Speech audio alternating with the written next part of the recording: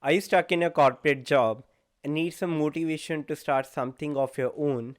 Or are you already running your company and want to know how to cultivate good culture in your teams? If yes, this is a conversation, this is an episode for you. This episode is my conversation with Miss Sarika, who had a corporate job and was very high up in the ladder, and then she quit her job and started her own company called Word of Mouth Media. This was an amazing conversation, a very heart to heart conversation, a very honest conversation, and I hope you enjoyed this. If you like our content, please subscribe to our channel and like this video. Thank you.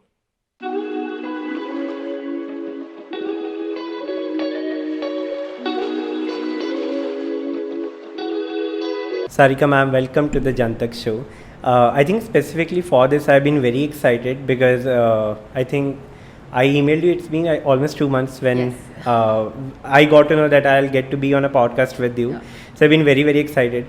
And I think we started from Chandigarh for Dehradun at 7 in the morning. And I think like only thought I had in my mind was I should know how to control my excitement. ऐसे दिखना नहीं चाहिए चेहरे पे, or else I'll get very nervous. So, but thank you so much, ma'am, for agreeing to this, for your time. No, I have to say that one, the pleasure is all mine, and two, अगर excitement हो तो दिखा देना चाहिए. You should not hide it. It's a beautiful emotion. Ma'am, I had a different question to start with, Right. but let's start with this question. Do you think normally, like statistically, women hide their emotions more than men, like, because of the societal norms and stereotypes? Just a random question, I just wanted to ask. Yeah, you've just like thrown it at me. I'm really sorry. Yeah, no, that's fine. I think they do, and honestly, even I didn't realize it till very recently when I was given that feedback Okay. by a lot of my friends and family, and I think I'm a very expressive, outgoing person, and I think women do it because of the conditioning, that Right. we've had. But thankfully now I think it's changing. Now I think the next generation, your generation, is much more expressive. But yeah, I do agree that yes, women do hide or try and manipulate, Right. not necessarily in a negative way. I don't mean to give it a negative Channelizing connotation. into something else. Yeah, but they are more sensitive to how you are expressing something. Right. So they may sometimes not say it on your face. They may not be straightforward. They'll try and say things, but they'll also try and see that okay, the other person shouldn't get hurt. So those things do play on your mind. So I want to ask you, ma'am, how did you break this spiral? Like, this conditioning, because I think it's very difficult for you to come out of this, because the social constructs, Yeah. they are there, people have been conditioning you since your childhood. True. So how do you break this spiral? And I think it's also for a lot of, it's for every person out there. So how do you break this spiral? So I think, so I'll speak about myself. One, what really helped me was the fact that my family thought a certain way. Okay. And hence the conditioning also is a certain way. Right. So while a lot of people say that we are not biased against our daughters, in very subtle ways we are, So if a daughter and a son are sitting, they'll never ask the son to get up and go and get a glass of water, but they would always do that to their daughter, even though it is proclaimed that we are, we treat them Equal. equally. So as much as we say we are progressive and educated and all of that, somewhere their own conditioning is such that, Yeah. it comes out very subtly without them realizing, with no fault of theirs also. I think it's changing very gradually. So that broke because my brother and my father decided to break it. Okay. Being the male, members of the family, they were the first ones to break it, and that helped. That was the first, I think, turning point in our life as a family, and I see that with my cousin and various other people also. And then the fact that we were always told to talk, straight, don't Right. mince words, and you don't have to kind of necessarily sweet wrap it into things, and that gradually became a habit. Right. Like- To the extent that now I've reached a stage that I'm often told that how can you be talking so straight? It's so Okay. unlike a woman. It's almost like a trait that women should not Right. have. Right. And I've been told by some very close people that you not as feminist feminine anymore as you were because I've started talking straight. So yeah, I guess it's major thinking and adapting and finally whatever executing it in your I think like my take on this is the society normalizes a lot of things that should not be normal Yes, in the first yes, place. yes. So I think, and because of that, the conditioning happens that way. Yeah. But ma'am, so you told that people give you a lot of feedback.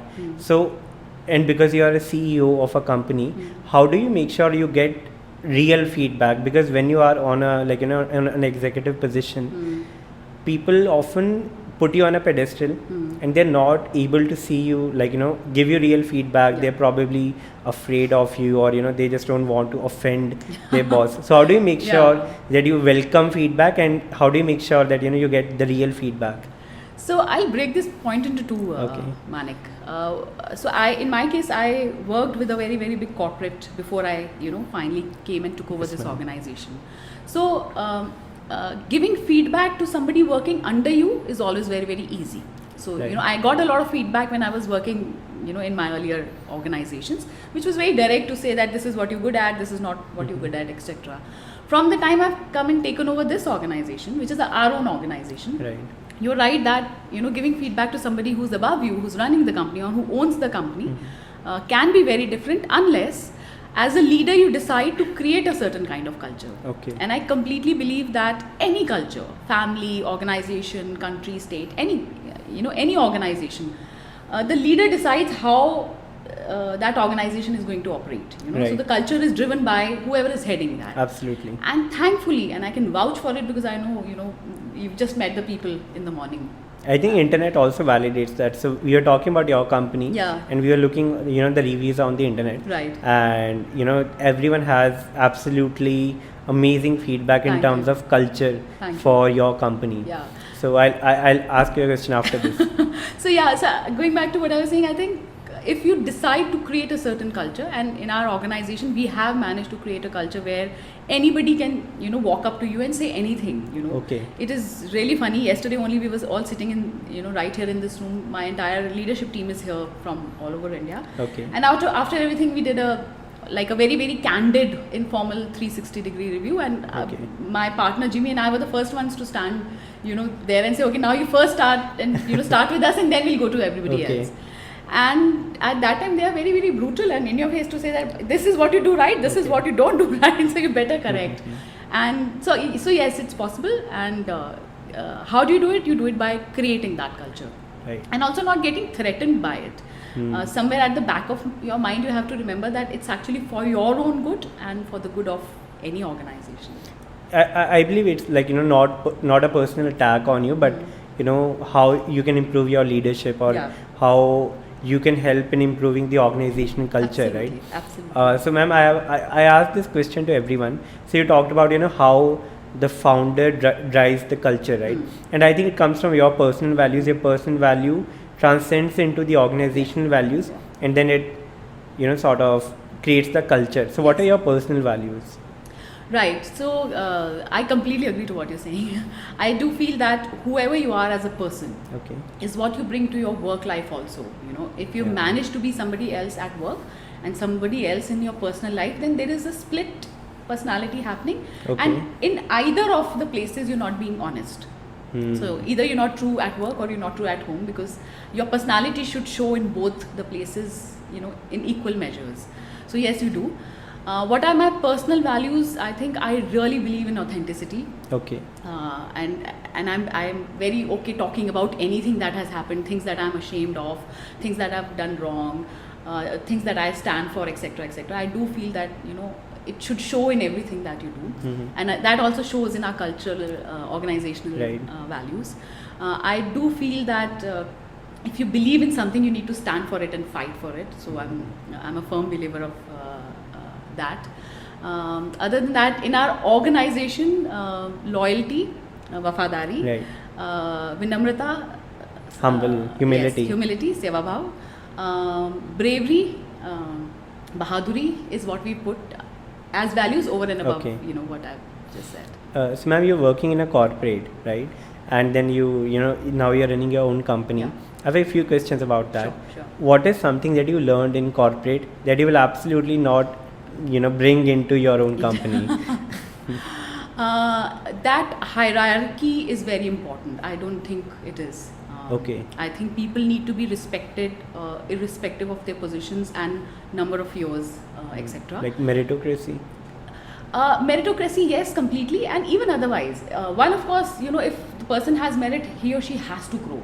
Okay. You don't need to take them through a certain ladder. But even otherwise, why should my office boy not get as much respect as somebody else? Right. So have like a complete flat structure. Oh, And I think it's also called holocracy, if I'm not wrong. I'm not sure if I was reading, so it's like a circle, like a circle structure. Yeah, No one is above anyone. ideally. Yes. Ideally, So, yeah. like, I remember reading it almost a year ago. But if you know, I forgot the name. There's a very famous shoes company. I think the first shoes company that started selling their shoes online. So they have a holocratic organization. nice. Yeah. And then there are a few other companies that have been implementing. Yeah. And coincidentally or not coincidentally, these companies are actually on the top of happiness index. Yeah. What Yeah. McKinsey and all these companies, they do their surveys. Yeah. And always these companies, they are all always on the top. Yeah. Right. So, ma'am, another question for your corporate. So, I believe corporate is game of immediate gratification, a lot of dopamine to your body, to your Yes. brain. Because your boss or your colleagues, they keep telling you, okay, congratulations, you did that, or whatever. Like appreciating all of these things. But then startup or running your own company is like a game of delayed gratification. Yes, yeah. So how did you transit from a game of like lot of dopamine, lot of immediate gratification to a game of delayed gratification?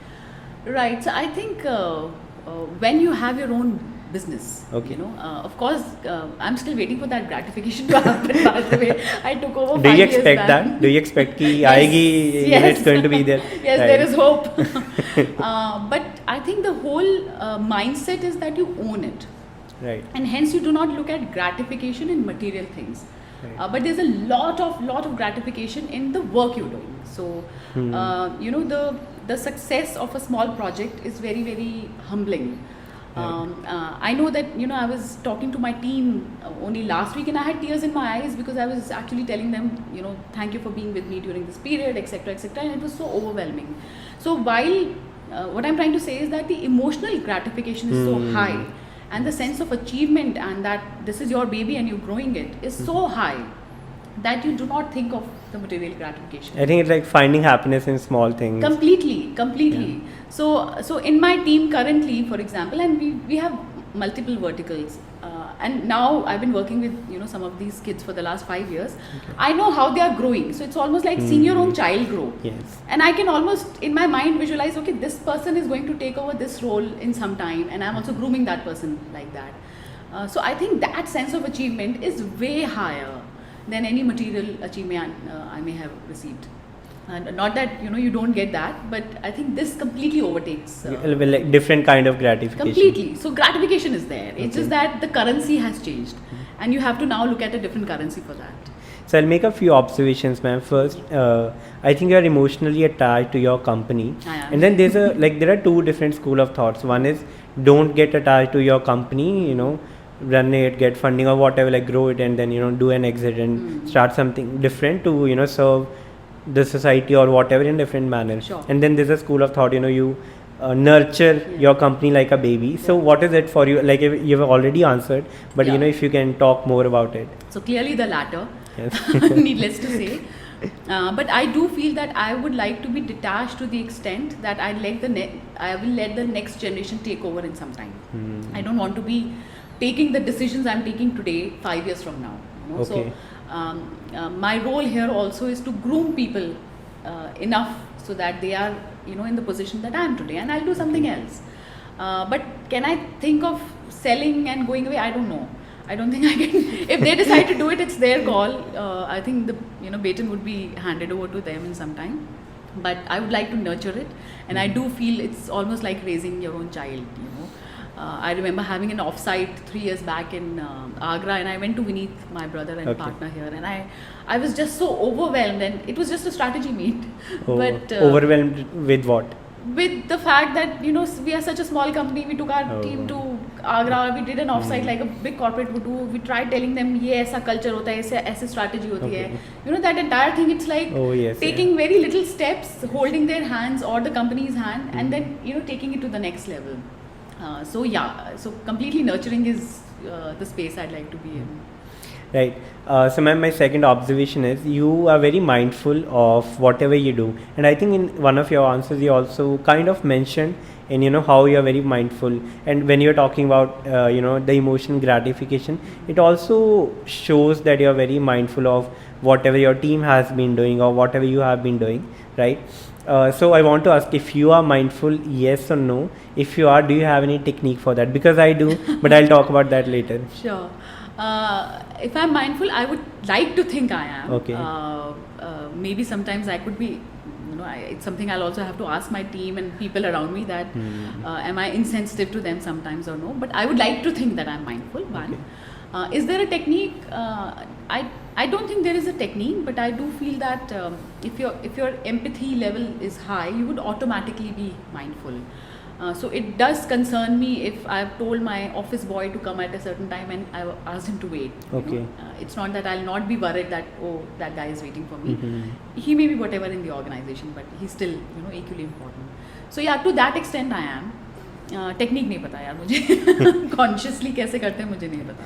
So I have a thing, और ये technique चलो, like, you know, there's a word for it, but I believe at least my parents told me, you know, to do this. ऐसे बोलते हैं ना कि हाँ जब हम नहीं होंगे then you will realize all of these things. So there's a thing called negative visualization. Right. So let's say if you're meeting your team, if you think that, you know, what if this is the last time I'm meeting my team? What if something happens to you or someone in the team or XYZ? Because these are things not in our control, right? Right. So you first feel grateful, feel gratitude towards them, and then you try to make the most out of it. True. And then you don't care कि हाँ मेरा phone कहाँ पे है, or you know what's happening, मेरे घर पे क्या हो रहा है. You are all in with your team, right? And then it happens with anyone. Like, you know, if I'm meeting, and I've recently started doing this. If my parents are almost 60, so if I meet them, so I make sure कि I am like, you know, I don't care कि हाँ मेरा phone कहाँ पे और what am I going to do tomorrow या मेरे company में, like, you know, XYZ things, but I make sure कि, you know, I'm all in for whatever I have been doing. If you've managed to do that, Manik, it's fantastic. I'm trying. No, it's like I was just telling you some time back that it starts with being aware, and if you're aware, then it's fantastic also. In my case, I think I misread the question. If you mean that, are you in the moment? Yes, I am in the moment. Okay. Very much so. With work, though, I completely, you know, lose control of everything else. But even otherwise, for example, you know, I've been a single mother all my life. Okay. So with my son, and I've been traveling and working and all of that. So with my son, I get very little time. Okay. But he and I, what we would do is when we are together, we'll watch a movie together. So I've always judged my time with my son in terms of quality, you know, the little time that we get, instead of how many days was I around, etc. Likewise, very recently I started doing it, and thanks to a friend of mine, you know, who made me aware. My parents are also getting old, and typically when I'm here in Dehradun, we get up. All of us get up together and we have a cup of tea. So now I make sure that, you know, that time is for them, you know, and you know that time is not for anyone else. And if I get a message in between, I will say that, look, this is my time with my parents. So let's talk later, etc. But it's work in progress. So it comes very naturally at work. I'm also trying to now imbibe it during, you know, my time with family, which is equally important, and everything else. So what you told, ma'am, I was reading a book. It was by a Buddhist monk who, like, he used to live in Vietnam, but then something happened. Then he had, like, he has vanished from Vietnam. He, like, I don't know if he is alive or not, but he was in Paris when he wrote that book. And then the book is actually his letters to his brother, right? So his brother told that, okay, I have not been getting time with my son. I take him here, like, you know, I take him to the school, and then he plays, he does XYZ things, blah blah blah. Then he says that I don't get time with them. So he replies that if you're taking him to school, that is your time with him. Like, you know, why don't you consider that time as your time with him? Why don't you make the most out of it? Or, you know, why are you not mindful of that time with your son? So all of these things happen.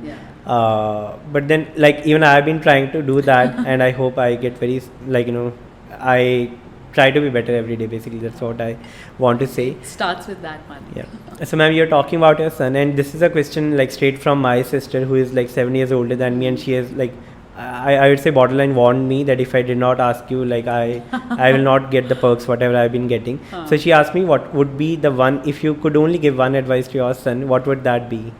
I would tell him never to give in to pressure. We do a lot of things out of pressure, peer pressure, parents, family, etc., etc.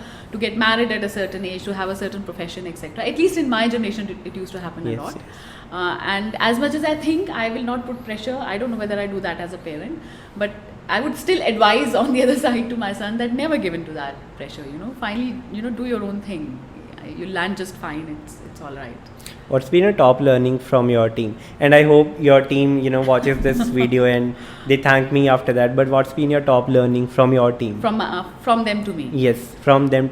I'm sure you must, teach them a lot of things, and they would obviously get a lot of things. And I'm not saying this to be, politically correct, sure. But just I'm sure because you're a person with such a candor and like you have a lot of things to offer. But what do you get from your team that you probably did not realize? Let's say initially, but then eventually realized, okay, this is what I got from my team, and I have been implementing this in my daily life or navigating through your professional life, whatever. Sure. So firstly, I have to say openly and with a lot of pride that we have a fantastic team. They are very, very talented set of kids, and they all have their hearts in the right place. So it's really, really, it's almost like I have so many children that I have. I think what I've learned from most of them is how they just come together as a family and just stand by each other. Never would you look at one and think they will not stand, for one another or fight for one another, or if the other one is not around, come and say anything. Never have we experienced that, and it's just fantastic how they do. So skills aside, I love the emotional quotient that the team carries, and it's just amazing, and I'm very, very proud of that. And I think on a daily basis, how sensitive they are to each other, how they take care of each other. I think I learn a whole lot of that from them all the time. So, like, I'm very curious, how's your recruitment process like? So, do you see, okay, if this person would fit into the team, or do you probably select them on the basis of their skills and then teach them enough to fit into the team? How's the process like? So it's a combination of both always, Manik. No matter how much you try in the first meeting, you'll never be able to gauge a person. But there are 2-3 things we are very, very clear, and that's how the next level is now groomed. So they also look at the next level like that. One, if we think, for example, some of my team members would be interviewing somebody else, right, and they'll come back and say, ma'am, they are fantastic in the skill, but ma'am, वो दिल नहीं है यार वहाँ पे. Cultural fit नहीं, exactly. I didn't want to use, it's a very corporate word to use, but yeah, cultural fit नहीं है. Okay. And just on the basis of that, we'll say, okay, अगर cultural fit नहीं है, तो it's okay, let it be. So I remember about 2 years back, we hired a very, very senior resource, and we had to unfortunately let him go because cultural fit नहीं था. Right. And that day, Vineet, my brother, and I were sitting, and we were thinking, यार company को बढ़ाना है या फिर culture को intact रखना है. You can't do both at the same pace. Okay. If you're growing, you will end up diluting the culture. If you want to grow at a certain pace, okay, or if you want to keep the culture intact, then वो growth उस level पे नहीं होगी, exponential नहीं होगी. And that day, the two of us decided that no, the culture is so important to us that forget the growth. It will happen at whatever pace it will happen. By growth, you mean numbers, right? Numbers, revenue, etc., etc. You also need more people, right? And we were very conscious of that, and we said, okay, we made this mistake.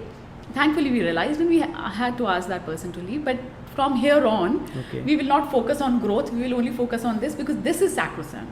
The culture is sacrosanct, and we are not going to dilute that. So yes, we do look at cultural fit when we are recruiting, but once the person is inside the system, they also pick it. Because once you become part of the family, there are values. Unconsciously pick it. Yes. It will happen. Part of grooming, part of training, part of what you see others do. That will always happen. Yeah. So, ma'am, someone I think once told me 2-3 years ago, the best leader is who makes sure that their team is better than who he or she was, right? And I think our parents are best leaders. Yes. Most of the parents, they want their children to be better than them.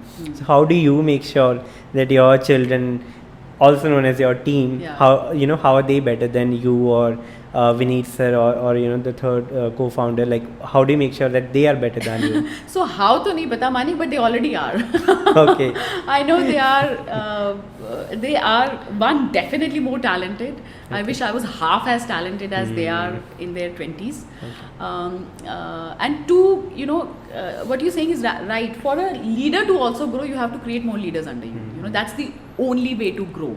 We lift by lifting others. Completely. A lot of people think that if I grow people below me, it'll make me insecure because, oh my God, what will I do? Right. It doesn't work like that. If you can create fantastic, smart leaders, then you will automatically grow. You'll find your own space. So we are continuously grooming people, Okay. and in fact, some of our senior guys, and they're all in their mid-20s, Okay. we actually, when we hire them, we tell them, okay, choose your designation. Okay. There's no hierarchy. If this is if you think this is fancy, then write it. Okay. In my mind, it's not about the designation, it's about the role you're going to play. Mm-hmm. And they've kind of grown into it. Okay. And of course, as a leader, you continuously, throw them in new challenges, you expose them to new situations. Mhm. You also correct them, but you also say that go face it. Don't Okay. worry, I'm standing behind you and Okay. we'll work it out. And you'll be surprised how a year later, it's a different person. Somebody who is not very confident is completely going in, presenting and challenging and doing costing and doing full projects on their own, and you just sit back and relax and watch that person grow. It's actually extremely beautiful. Do you sometimes get insecure with, your team basically? No, I'm very, very proud of them. Okay. Extremely proud of them. I can see that most of them will go way ahead of, where we are. I can see that these guys will take it, and finally, the organization is owned by them, so they'll steer it whichever direction they want to take it. Right. So, ma'am, I remember, so in the conversation before this podcast, we're talking about how we look inward in terms of taking accountability of whatever happens, or if we are whatever we are looking outwards, basically the motivation or the validation. So, how do you do that? And was there a point where you were looking for validation, or you're playing a blame game and then something happens and then you started looking inwards? So how was this process like for you? So I've always believed that you need to take charge of your life, and especially of your decisions. I remember when I was going through my divorce. Okay. I went to Bombay. I was in Gurgaon, and my son was only 1.5, and I left for Mumbai, and I told my parents that, look, I've come and my decision will impact 3 lives. So I would really request you not to pressurize me into going back or pressurize me into staying. Okay. And I really want this to be my decision, and the consequences need to be mine. Right. So for the next 1 year, they didn't say anything to me. They just Okay. let me be. So, okay, you take your time, whatever is the outcome, we are very happy with that. And that's how I've operated in everything that I've done. So Right. blame has never played a very big part of my life. If something has gone wrong also, I'm sure it was my choice to be in that situation. Right. So that's never been a thing. Looking inward for me is completely this, taking responsibility and charge of who you are, what you do. If you're feeling great, it's your day. If you're not feeling great, you've done something wrong. If you're growing fat, it's your completely thing. If you're Absolutely. not, if you're fit, it's also again yours. So yeah, all of that personally, professionally, I think is completely yours. The validation and motivation in a big organization comes from various people. Okay. But when you are in a small structure like this and you're working for yourself, then the validation also comes, from within, or maybe from, your family or Okay. somebody else. And so does the motivation. Right. Thankfully, what has worked in our case is that my brother was the one who brought me in. So we were Okay. siblings, and then we became colleagues. Okay. So we validated each other. That helped. And we also patted each other's back Okay. as and when. And then gradually you realize that actually you don't need it from an external world. It's all right. The work you're doing, the results, are enough to validate whatever you're doing.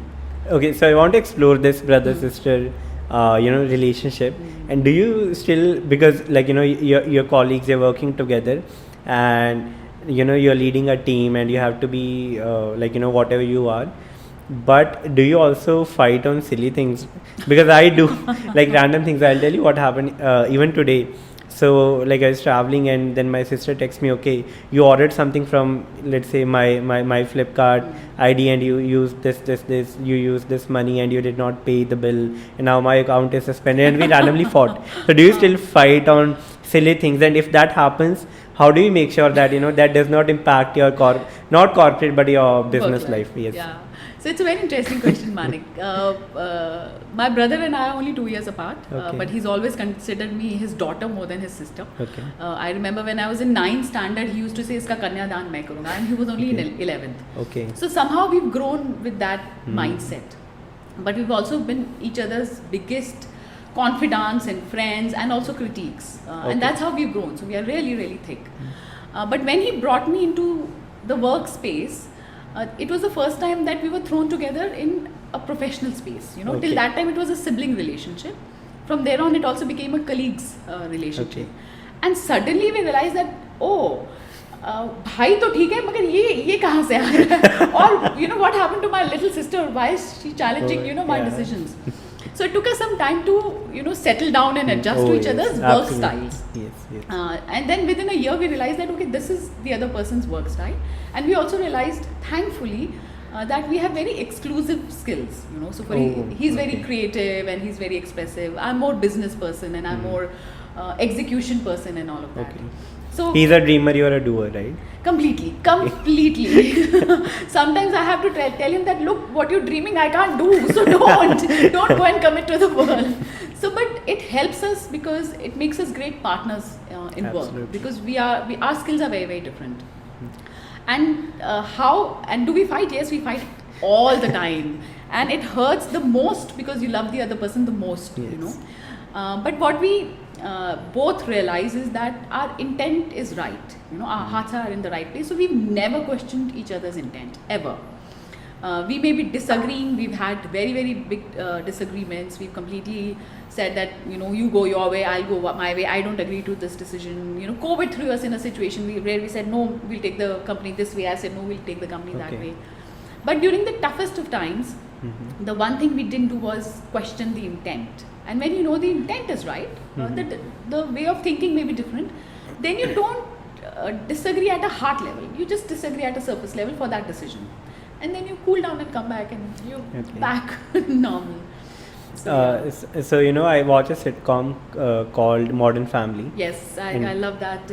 And I'm sure you can relate because there's Mitchell and one of them is a dreamer, and there's also an episode where they throw a pumpkin over like a field, Right. and then at the end they tell there are dreamers and then there are doers, and they always need each other to like, because they bring very different things on the table.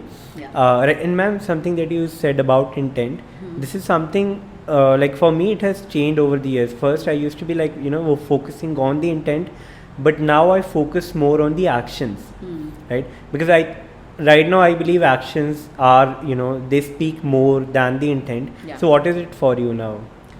So it depends on the context that you're saying, Manik. So I do believe that finally, if you're only talking about something and there are no actions, then it's bullshit, and you're really just bullshitting yourself. Forget the word. Okay. So if you continue to say anything, you take it, health, finances, profession, your love life, anything. If you only want to talk a lot about it and you've been talking about it for years and years and years, and there's been no step forward, then basically you're just fooling yourself because it sounds very good. Okay. So that's the difference between talking and the intent. But when I say that your intent is right, I also mean that what is the space you're coming from? From what is the ground that you're coming from? So if I'm doing an action, sometimes it's also the need of that situation. But my intent was in the right space. My heart was in the right space, and I was operating out of that. And that's what you have to discern at that point. When there is a fallout, when there is a disconnect, then you have to go to the next level and see that यार इसका objective ये नहीं था, इसका consequence ये हो गया क्योंकि situational ऐसा था. So that's the difference. But I completely agree to you that your actions speak way, way, way louder than words. If you're just talking about something and not taking that first step, then I don't know who you're trying to fool. Ma'am, do you consciously put effort to grow as a leader? because I think the growing or the learnings, they never stop. They never But stop. then apart from your team, because I know you learn a lot from them, is there any community or like something else that you learn from that probably helps you to grow as a leader, as a person, in your personal life, in your professional life, in all the aspects of your life? Is there any other part of your life that helps you in your navigating through your personal and professional life? Yeah. I think yes. I think one has to be conscious of learning. Okay. And in my life, of course, I've learned a lot from my brother. He's been my brother and mentor, and everything else packaged in one. Okay. But also, when I left the corporate space, I also realized that I needed a mentor. So I proactively went to a very, very senior leader in the industry who happens to be our client. But I also told him that, sir, I'd like to continue our conversations with you, because each conversation I learn something and take away, and I Okay. don't want to stop that. Okay. So I put that as a formal practice for myself. Oh. And he of course agreed, and he's been very nice. So he always gives me time. So every 3-4 months we connect for a couple of hours. But other than that, I don't think there's a single conversation with a person which is not a learning opportunity. Okay. I think in the last 1 hour, what you and I have also spoken has told me a few things which I may not have known. And that makes me feel better. No, of course it does, Mani. Of course it does. I am on cloud nine. Yeah, right now. and that, if you can remember that, look, I also figured this from this guy or this person, or Okay. that makes the entire universe like a learning platform for you. Mhm. So when I meet people, and I love conversations. When I Okay. meet people, I do see, can I get something out of this person through a conversation? And Okay. by that I just mean a learning, Right. a life learning, a professional learning, just something new that is happening. And that's a continuous process that never stops. Ever. Right. So, ma'am, like one thing that I wanted to talk to you is, self-doubt, because I have few people around me who have a lot of various kinds of self-doubt, Yes. and I just wanted to you as a human, do you still face self-doubt in your personal, regular, daily Yes. life? Yeah. And if you do, how do you cope up with that? So I think all of us go through self-doubt. Absolutely. I don't think there is any one person who was born with a lot of confidence and said, I know it all. मुझे नहीं लगता ऐसा कोई भी होता होगा. Narcissist हाँ, मतलब कोई को छोड़ narcissist के. ही होगा. Otherwise तो so far I haven't seen too many people like that.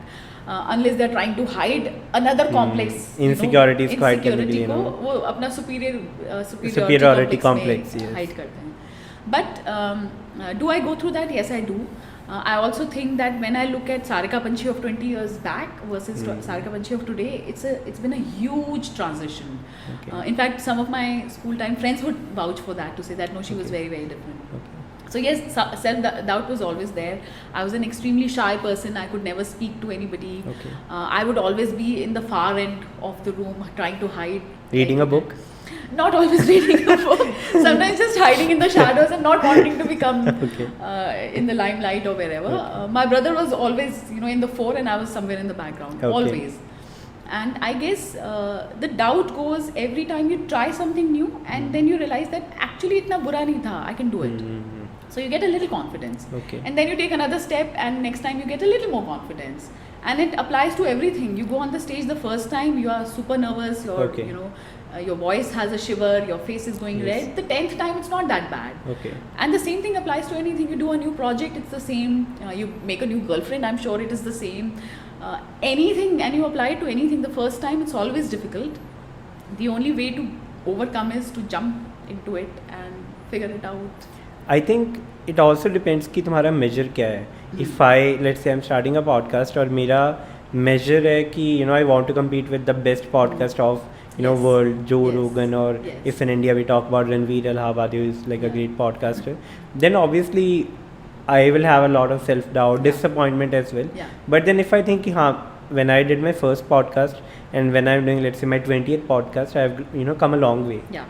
So my measure of success, if it's internal, then I think it changes a lot of things, Completely. Yeah. right? Completely. So ma'am, I want to ask you, if you do if you do feel self-doubt today, how do you cope up with that? If you have any technique or something. Like I said, the only way to do it is by facing it. So if if you think, for example, I took over this organization, and I have always considered myself not creative, and I've taken over Okay. a creative agency. Okay. And I would always say, पर मैं creative नहीं हूँ, you know, I can manage business, पर ये मेरे से नहीं होगा. Okay. But today when I'm sitting with my team, I know I'm thinking creative solutions, and we are discussing things that I would never have thought that I could do.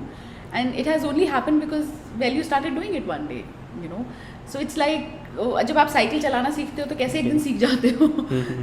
So I guess it's just that, you know, you will learn driving when you start driving, you will be able to swim when you start swimming, and you get out of your self-doubt when whatever is the doubt, you just face it, you know, straight, look it into the eyes and say that, look, I'm here, let's do it. There is no other way, there's no other technique. Ma'am, I have a rude question. Like I thought of it almost 5 minutes ago, but then it has not, you know, gotten out of my mind. And I want to ask because, so my sister, she also has a lot of like a business inclination. Right. And if I ever think starting something with her, I always feel, and this happens with, you know, my, like people who have been my leaders, or like, you know, people who have been on a like a bigger position than me. If I ever think of starting something with them, I always feel that, you know, what if they dominate me in terms of decision making, or in terms of we navigate the company, right? So I want to ask, because you told that you're like, you know, Vineet sir is also like a parent to you. So does it happen with you, like, you know, does he, and again, like, it's a rude question, but I still want clarity on this. Does he dominate any decision making, you know, in the business? And if not, then, you know, like, is there any clear communication? Like, how do you cope up, or how do you make sure that does not happen? Right. So I think when I was saying that the first year we took some time adjusting to each other's work style, this is what we were going through. Okay. What you have to understand is that this is my skill, and if this is my skill, then any decision in this sphere should be my veto. Okay. And this is the other person's skill. Okay. So for example, today if Vineet and I are sitting, and we also have a third partner, by the Yes. way, who's kind of like a bridge, because both of us are very strong personalities. Okay. But what does the bridge mean? I'm sorry to interrupt. So Vineet and I are both very strong personalities as Okay. personalities, and Jimmy, our third partner, came and joined us about 3 years back, and he's this calm guy. He'll come with a breeze, Okay. and he'll manage the situation, and he'll also manage the team. So it's almost like बहुत strong दो personalities डाल दी, और एकदम calm उसको डाल दिया बीच में कि अच्छा कभी अगर ऐसा हो भी जाएगा तो I am there, don't worry. Like he's the gray area of black and white. Is Kind it of. some- I don't think either of us are black are and not white. extremes, but, you know, like Yeah, strong we are personalities. just very strong. Okay. And he's just such a fantastic fitment into this triangle. Sorry, so I was saying that as far as you both know, so for example, today if we are sitting on a creative piece, his decision should dominate mine, because Okay. he, you know, his writing style is a certain way, he thinks a certain way, etc., etc. But if we are thinking on a business decision, then my decision does, you know, dominate his. Because he has over years realized that no, you know, she's more practical in how she will Okay. manage it, and hence, you know, she will do the right thing. And at the end of it, we don't question each other's intent, like I said. So you have to be comfortable with what you are really good at, what you're not so good at. Okay. And what you're not so good at, let the other person decide. So what? Let that other person dominate that decision. So I think that means a lot of security of, you know, and knowing that, look, I'm secure in my space, and this is my sphere. Like awareness, I guess. Yes. So, like, have you had this time where, like, you know, you gotten into a conflict with your partners, and, you know, how did you solve? Just want to, you know, understand your problem solving skills, and Yeah. how do you manage conflict in your company? Because I'm sure you must have a very different perspective on managing conflict, because I can see, you know, if there's no hierarchy, there has to be a very, like, I'm sure there's a hierarchy, but then you, like, not probably Yeah. a hierarchy, but like a flat structure. Yeah. So how is, like, the conflict resolution in your company? So I think thankfully we have now reached a stage where the three of us, you know, by and large understand each other's space, and that's what brings us together and helps us, you know, go ahead. So we have over years realized, like I said, that this is this person's skill, so whatever Okay. she or he is thinking is the right thing to do for not just for herself but everybody else. Likewise, if it's a design thing or a delivery thing, and if Jimmy says no, I think this design element is better, then there's no way that I'm going to interfere, because he'll say just back off, what's wrong with Okay. you. Likewise for We Need Space. So we've kind of over years figured out, and all three of us are very different in a lot of things, and you know, very unique from that perspective. Okay. So we figured that out, and hence you know, very very rarely do we come to a situation where all three of us will disagree completely. But when we do, I think we have the maturity to a few hours later sit down and say, okay, the heat is out, now let's Okay. you know, think over this decision from a more calmer mind, and we managed to resolve it. It's not that we haven't. We have faced those Absolutely.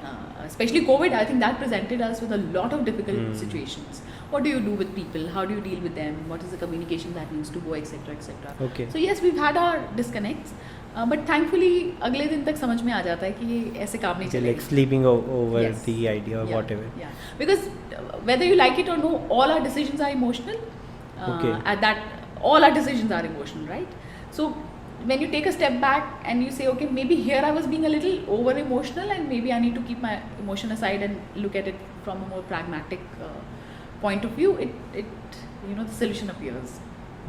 But so, do you think of, or can you think of like, you know, starting over your company but alone, like, you know, not without your co-founders? No, I cannot. Also, I think that the company was started 10 years back, so Vineet actually did the most difficult part, Okay. which was starting it ground up when we had no money, and telling the world that look, we are here. By the time I came, the most dirty part was already done, because that's, you know, the first 4-5 years are the most difficult. Okay. So I actually literally got it on a platform, and then I took it whatever to the next level, and you know, and now we are hoping to take it ahead. But can I do it alone? Nahi. I want these two by my side completely. So what's your relationship with money? Because I ask this because, like, you know, there are different school of thoughts. I believe, and this is, you know, like coming from a very like personal perspective, Yeah. I don't ever chase money.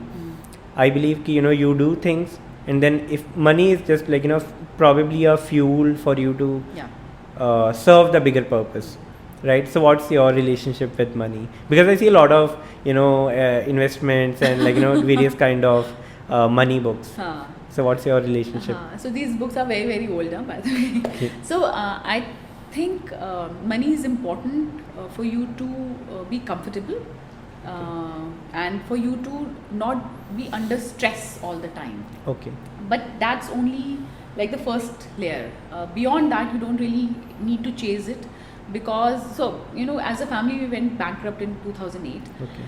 and we hit rock bottom. And I realized that इतना सब कुछ हुआ पर हम मरे नहीं. Okay. इतना सब कुछ हुआ पर you know, everybody keeps saying कि buy this gold for rainy day. I mean, we were in a bar and I didn't sell my gold. So I Okay. realized that all these insecurities are, you know, self-created, and it's no use, you know, going after that at all. So is money important? Sure it is important. You know, who would not want to live a comfortable life? Okay. And if I'm anyway fighting 5 battles, health pay, relationships pay, emotions pay, then the last battle, if somebody could take care of money, at least that battle would be, you know, out of my way from Right. that perspective. But do you need it beyond a certain this thing? No. I know that if I had stayed in corporate, I would be making 10 times more money Yeah. than I'm making right now. Okay. But I'm just happier in this space, and it's all right. Ma'am, I have like last few questions. So in one of your videos, you talk, your favorite word is abundance, right? But then, so I've been thinking about this a lot, that there's abundance, right? And then there's a like saying less is more. No, but when I say abundance is my favorite word, abundance not materially. Okay. Not at all. You know, Okay. if that's what you read, then maybe I didn't come out right. I think I feel abundant because I have so many people with me. I have so many conversations with me. I have so many experiences with me. Right. And that's what makes life abundant. Okay. Abundance not of wealth and material things and all of that, because that will not give me the happiness that I have today at all. So I do judge people on the scale of abundance completely through the experiences that they are Okay. carrying, completely through how rich the conversation is or Okay. how shallow the conversation is, Right. and not with the material abundance that you may have. Ma'am, so my last question is, what would be your advice to people who are living in scarcity? And when I mean scarcity, they don't have a lot of people around them, or they are not opening themselves up to the experiences that they are around, the people that around them, the kind of learnings they have to offer. So what would be your advice to these people? So I don't understand the concept of scarcity, but if it means that somebody is isolating themselves, then I'll say you're just wasting your life. Okay. Because I think one, life is extremely beautiful, but I also believe that life is beautiful because of the people in it. Okay. And my very recent learning is that there is not a single thing in life, not a single, that you would enjoy without people. So you could look at material things, the car Right. you buy, the house you buy, or anything, but who are you sharing it with finally will make all the difference. You look at your relationships, your relationship with your parents, spouse, partner, everyone else. If you don't have the right person in your life, Okay. then that journey is completely, completely screwed, for lack of any other word right now. Your professional success, if you don't have the right person to share it with, it's no fun at all. So finally, anything in life, the road trip that you take, the holiday you go for, what you're wearing if nobody admires that, anything that you do, Okay. if you don't have people to come and share it with and just enjoy it, then you're wasting it. So if you're not opening yourself to the world of people, of conversations, of experiences, then it's a waste. It's a I think this is going to be my learning from our one of the learnings from the conversation. Ma'am, so I know I said the last question, but I also want you to give an advice to our listeners, whoever is listening. If you could give just one advice to everyone who's listening, what would that be? I think my one advice would be just start taking small steps towards anything that you want to do. Okay. Take the leap of faith and do. Don't restrict yourself and don't think of the consequences, क्योंकि consequences किसी को नहीं पता होते. Right. But out of the fear of consequences, कभी-कभी हम बड़ी beautiful चीजें नहीं करते हैं. So just jump and take that leap and just do something. Just go and enjoy. Right, ma'am, thank you so much for the conversation. I was very nervous for this, but I was also very excited, and I am glad. I hope मेरी तरफ से तो अच्छा हुआ, but I also want to know, how would you rate the conversation, and if you enjoyed, basically that's what I want to I ask. completely loved it, Manik, and I'll tell you that अगर आपको लग रहा है आप nervous थे, तो जो यहाँ पे भी बैठा होगा ना, वो भी नर्वस होता होगा. So if there is a self doubt, get out of it. But I'll tell you why I liked it. Okay. I liked it because I don't see too many youngsters speak the way you speak. So it's fantastic. It's very, very refreshing. It's really nice speaking to you. I'm almost thinking I'm speaking to a very mature, well-learned guy. Okay. And if you like this now, I don't know what you will be like in 20 years. And all the best for the podcast. Thank you, ma'am. May you do very, very well and take it ahead. I think I'm going to ask these questions to everyone for my ego boost. You should. Why not? It's like instant gratification. Exactly, but ma'am, हम तो delayed gratification कोई के बात नहीं, उसमें. बीच-बीच में थोड़ा-थोड़ा Right, चलता है. you're done.